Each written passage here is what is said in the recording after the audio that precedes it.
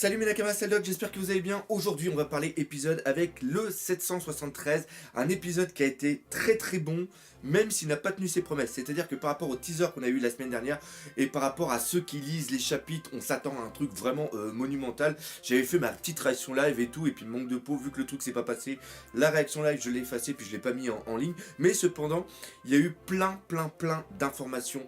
Ce qui s'est passé au niveau de Marco et la guerre de la vengeance qui s'est passée il y a un an, la division de l'équipage, le retour de Jack, ce mec complètement taré, et aussi une certaine voix. Bref, on va parler de tout ça en détail dans la critique analyse de l'épisode de la semaine, l'épisode 773, un épisode que j'appellerai Jack Daniels.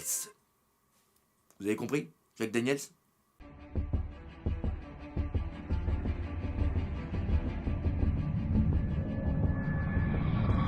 Alors comme d'habitude on va dire cet épisode correspond à quoi au niveau des chapitres. Donc cet épisode 773 correspond à la fin du chapitre 820 et au début du chapitre 821. La globalité fait à peu près 13-14 pages, donc on est un petit peu quand même dans un chapitre égal un épisode. Et l'épisode, malgré qu'il y ait quelques trucs qui ont été rajoutés, surtout sur la fin, il est quand même hyper fidèle au niveau du manga, et encore une fois, l'animation est tellement belle que moi, personnellement, j'ai pris énormément de plaisir à regarder cet épisode.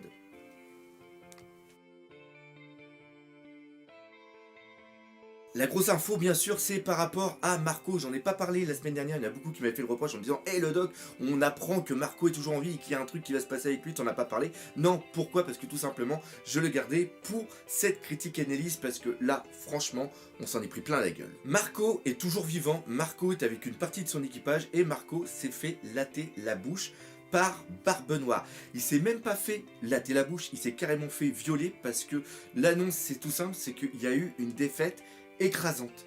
Et le terme écrasant est quand même lourd de connotation. En gros, ce qu'on apprend, c'est que un an après la bataille de Marineford, Marco a fait une bataille contre Barbe Noire. Je pense que l'optique de cette bataille, c'était vraiment laver l'affront qu'il y avait eu au niveau de Marineford. C'est-à-dire que Barbe Noire a quand même tué Barbe Blanche et lui a volé son fruit. C'est-à-dire qu'il a dû faire un truc complètement dégueulasse que je veux même pas imaginer. Et ça n'a pas du tout plu. Et Marco, le temps de se remettre de Marineford, de refaire son équipage, et je pense que là, tous les lieutenants et commandants de flotte étaient présents, ainsi que les flottes alliées, pour vraiment marquer un coup contre Barbe Noire. Et encore une fois, ça ne s'est pas passé du tout comme il l'espérait, vu que ça a été une défaite écrasante. Mais le plus important là-dedans pour moi, c'est bien l'information que Barbe Noire est devenue un Yonko suite à cette bataille, à la bataille de la vengeance, et non pas suite à Marineford. Et ça, c'est important dans le fait que pendant un moment, il n'y a eu que 3 grands empereurs, et savoir qu'au moment de la mort de Barbe Blanche, est-ce que c'est Marco qui a un petit peu hérité de ce titre d'empereur? Est-ce que Marco avait encore assez de puissance au niveau de la flotte pour toujours être l'empereur? Là, on a un flou au niveau des 1 an qui est quand même important. J'espère qu'Ishiroda va nous donner l'information plus tard. Et encore une fois, vu que Barbe Noire, sa grande bouche quand il quitte Marineford, où il dit maintenant ça va être mon ère, moi personnellement je pensais que quelques jours après, il a été dans le Nouveau Monde, il a marqué sa puissance et il a dit maintenant c'est moi l'empereur qui est à la succession du titre de Barbe Blanche. Je sais pas si vous suivez le truc, et ça n'a pas été le cas. Il y a quand même eu 1 an de délai, et encore une fois, il y a beaucoup de choses qu'on prend pour acquis qui ne sont pas acquis. Et sur cette confrontation qu'il y a eu entre Barbe Noire et aussi Marco, on pourrait faire une grosse vidéo dessus, et ça tombe bien parce que j'avais fait une théorie là-dessus. Je viens de la regarder, alors c'est sûr, le style est un petit peu différent de ce que je fais maintenant, mais elle est toujours d'actualité, donc si vous voulez voir ce que je pensais à cette époque-là, une fois qu'on avait eu la grosse révélation au niveau du chapitre 821, bah je vous invite à cliquer sur cette vidéo. Lors de Dressrosa, on a vu la séparation de l'équipage en 2 parties. La partie qui était restée sur Dressrosa, vous savez qui c'est, et l'autre partie qui était partie, et l'autre partie qui était partie. L'autre partie avec Sanji qui a été sur Zou. Et là, on arrive dans une même optique, c'est-à-dire que là, dans cet épisode, on nous présente que l'équipage et aussi toute l'alliance qui est formée, c'est-à-dire, je le fais de tête, les ninjas, les samouraïs, l'eau, les minx, et bah l'eau et puis les Mugiwara, ça peut pas ensemble, enfin bref, les pirates. Cette grosse force qui est là pour attaquer Kaido, et ben avant ça va être séparée en 4 parties. Le premier groupe, c'est Pecoms et Luffy. Luffy qui voulait partir tout seul pour faire une sorte d'infiltration pour aller chercher Shenzi, sauf que ce n'est pas le cas parce qu'il y a des personnes qui viennent se rajouter. Il y a Nami, Chopper et Brook, avec des excuses à peu près valables pour chacun, mais je pense que le plus important là-dedans, c'est qu'ils s'en veulent d'avoir laissé Senji. Et justement, ils veulent aller le rechercher pour, en un sens, essayer de s'excuser auprès de Luffy. C'est comme ça vraiment que je vois la chose.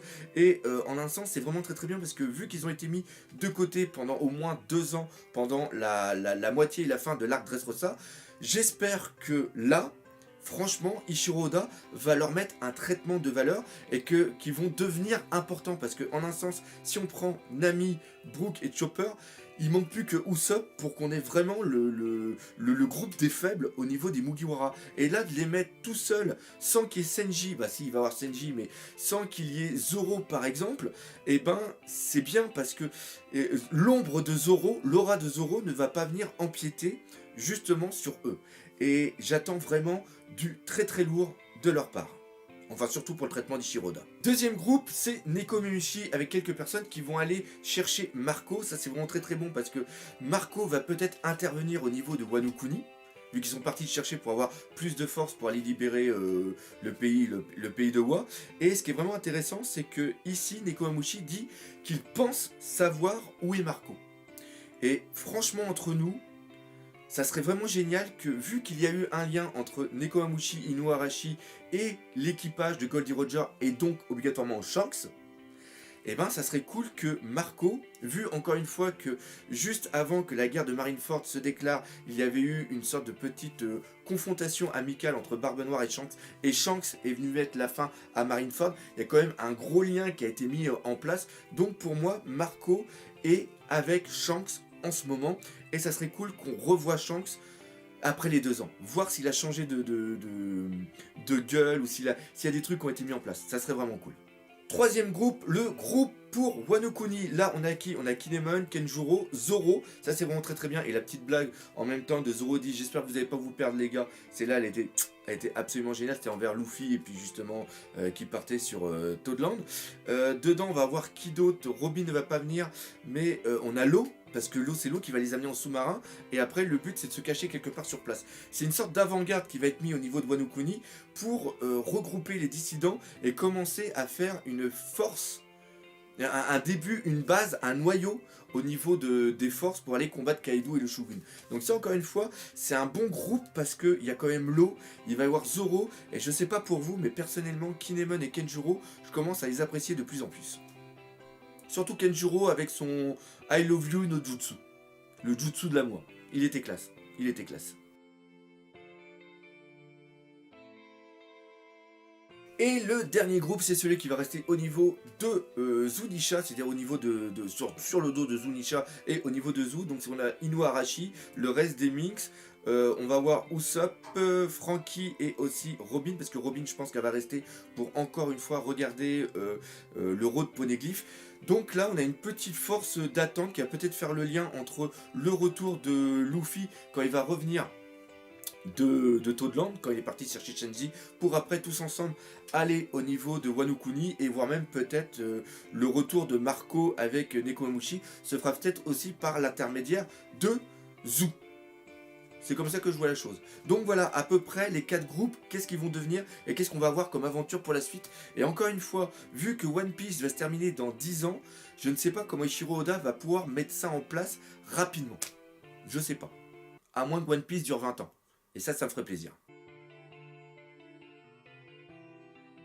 Bon, et là maintenant on va parler de Jack. Alors s'il vous plaît, ceux qui lisent les chapitres, ne spoilez pas ceux qui ne font que regarder l'anime. Donc si vous voulez en parler dans les commentaires, mettez bien en gros spoil, mettez beaucoup d'espace pour que ça apparaisse pas tout de suite et qu'on clique sur le message, sur le commentaire pour pouvoir aller à la suite. C'est vraiment très très important. Imaginez-vous quand vous avez lu le chapitre, quand vous avez spoilé ce qui allait se passer, vous auriez été dégoûté. Donc là c'est exactement pareil, surtout que normalement le truc revient la semaine prochaine. Donc voilà, ça c'était le petit message. Alors le père Jack revient, il est pas content parce qu'il s'est fait latter la bouche par justement la marine, il a pas dû récupérer Doflamingo et donc là il veut se venger par rapport au Minx, parce que encore une fois, il y a Shiphead Sama qui est revenu, qui a dit qu'il n'y avait pas de ninja dessus, et ça n'a pas du tout plu au niveau de Jack, et Jack il dit il faut jamais laisser des personnes vivantes, il faut tous les tuer, et quel meilleur moyen de tous les tuer que de tuer l'éléphant, et l'éléphant en un sens tombera, et la ville sera carrément sous les flots. Mais sauf que ça pourrait être déjà une base qui est déjà assez, je dirais, cruelle pour l'éléphant, mais non. Jack, il est quand même beaucoup plus barré parce que il veut carrément le foutre à genoux, aller au niveau de sa tête, lui couper la tête, lui rentrer à l'intérieur, lui vider les entrailles. Vous imaginez le mec comment il est taré, il est complètement fou. Maintenant la question de se poser c'est comment il va pouvoir réussir un tel exploit.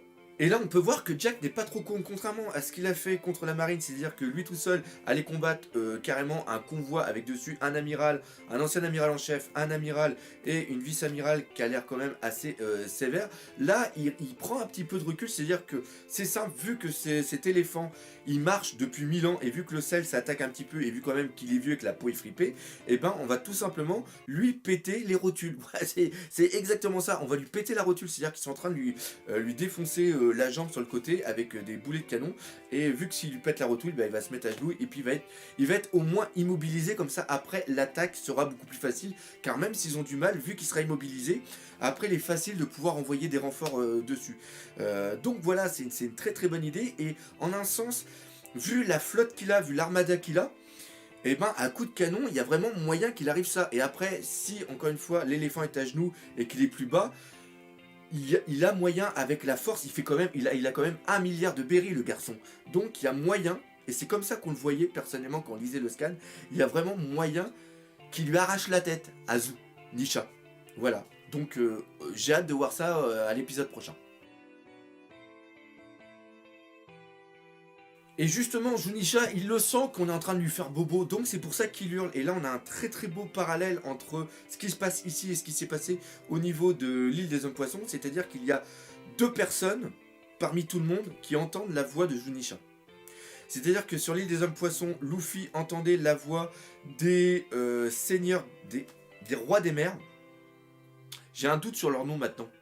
C'est tellement les 7 grosses bestioles qui étaient là pour retenir justement les Noah, et qui pour moi étaient les personnes qui allaient déplacer le Noah pour emmener tous les hommes poissons à la surface. Ça c'est par rapport à Joe Boy, le truc qu'il a écrit sur le poneglyphe, et aussi par rapport à comment on voit le Noah. Donc ça c'était la petite parenthèse. Et il y a une deuxième personne qui entend la voix de Zunisha, c'est tout simplement Momo.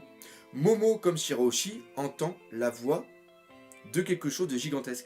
Et Shirahoshi, putain je vais y arriver, était l'arme Poséidon, qui peut communiquer justement avec le roi des mers. Et là, on peut se dire, putain, vu que Momo entend la voix de Zunisha, est-ce que Zunisha est cette arme antique? Est-ce que Momo est justement ce lien avec l'arme antique Uranus? Et là, je vous répondrai tout simplement, pour moi, non. Parce que ça fait trop écho à ce qu'on a vu déjà dernièrement.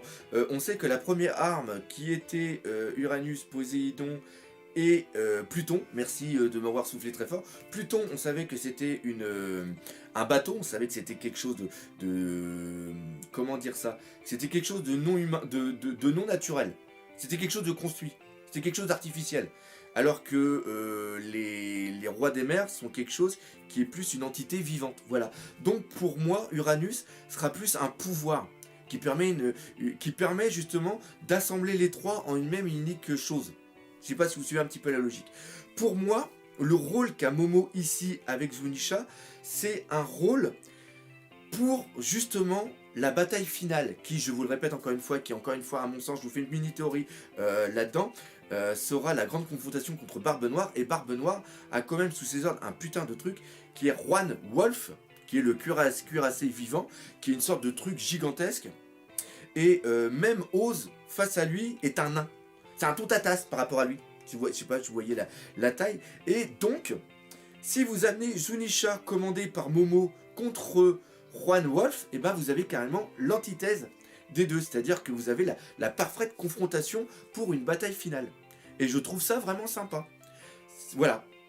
Donc je sais pas ce que vous pensez de cette idée, mais personnellement, je le vois comme ça. Et encore une fois, l'utilisation de la voix, l'utilisation du truc, le rapport que, comment il s'appelle, Luffy entend de la voix, fait rappeler sérieusement Nekomamushi et Inuarashi à d'anciennes personnes qu'ils ont connues et qui avait sûrement entendu la voix de Zunisha. Et ça, je sais pas si vous vous rappelez d'un mec surcoté qui entendait les voix de toutes choses. Allez, je vous aide un indice, il a des poils dans le nez. Donc encore une fois, je trouve qu'on a un petit lien qui est vraiment sympa. Et encore une fois, une dernière chose entre nous. Si Momo c'était un dé, et que la faculté des dits c'est d'entendre la voix de toute chose, je pense que l'eau, vu que c'est un dit, aurait aussi entendu la chose. Qu'est-ce que vous en pensez? Pareil, laissez ça dans les commentaires, je serais content de les lire. Et on va finir cette vidéo par l'animation, encore une fois un épisode qui a été vraiment très très bon. Je me rappelle plus le nom de l'animateur, mais j'ai beaucoup aimé le début où on avait des visages très très angulaires. Au niveau de Kenjuro, ça... Kinemon. Et Kenjuro aussi, je trouvais que ça rendait vachement bien. Ça rend une autre dynamique au niveau de One Piece. Le trait est différent de ce que fait Ichiro Oda, mais colle à l'univers de One Piece. Je sais pas si vous voyez un petit peu ce que je veux dire. Encore une fois, pareil, le passage avec l'humour où Luffy cherche Marco, il dit que je m'en souviens et tout. Les petits travelling et tout sur différents plans. Encore une fois, c'est très très bien amené. Les différents petits humours, les choses qui ont été rajoutées, le rouge et le bleu qui est en confrontation par rapport à Marco et par rapport à Barbe Noire est vraiment très très bien trouvé. Le dessin encore une fois était vraiment assez beau. Les reprises de Marineford qui ont été un petit peu améliorées. Le final qui a été un petit peu long mais qui était quand même intéressant par rapport à Zunisha qui hurle. Et aussi les dégâts au niveau de l'île. Le petit humour par rapport à Brook. Tous les petits trucs comme ça. Encore une fois pareil, Luffy qui se fait tirer la tête en arrière. Mais ça c'est quelque chose qui est déjà présent au niveau du manga. C'est à dire qu'ils prennent des choses qui étaient dans le manga, qui étaient drôles, et ils l'amplifient d'une très bonne façon. Et encore une fois, j'ai pris énormément de plaisir à regarder cet épisode, car cet épisode est un hommage au chapitre qu'il y a eu, enfin aux 2 chapitres qui s'assemblent pour en faire un seul. Et encore une fois, c'est vraiment ce que fait la Toei en ce moment, c'est vraiment très très bon. Et encore une fois, le teaser de la fin, et là vous remarquerez un petit peu la trompe de l'éléphant quand elle bouge. Ça c'est parfaitement le style de Naotoshi Shida, et j'espère pouvoir faire la putain de réaction live la semaine prochaine. Voilà, je pense qu'on a terminé avec la critique analyse de cet épisode. Comme d'habitude, on va terminer par la phrase magique. J'espère que vous aurez bien aimé cette vidéo, que vous aurez pris autant de plaisir à la regarder que moi j'en ai pris à la faire. Si c'est le cas, n'hésitez pas à partager, par exemple, autour de vous. Laissez des commentaires et défoncez la gueule de ce putain de pouce bleu. Et nous, comme d'habitude, on se dit à bientôt pour de nouvelles aventures One Piece. Allez, salut mes Nakama.